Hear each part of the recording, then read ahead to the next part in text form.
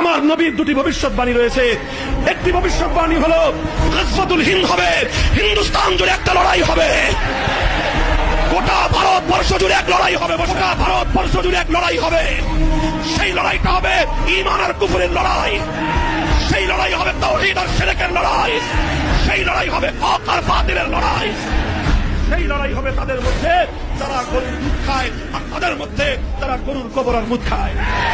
হিন্দুস্তান জুড়ে হক আর বাতিলের লড়াই হবে। সেই লড়াইয়ে মুসলমানদের অংশগ্রহণ করবে, তারা হবে সর্বশ্রেষ্ঠ শহীদ। সেই লড়াইয়ে যারা শাহাদাত বরণ করবে তারা হবে সর্বশ্রেষ্ঠ শহীদ।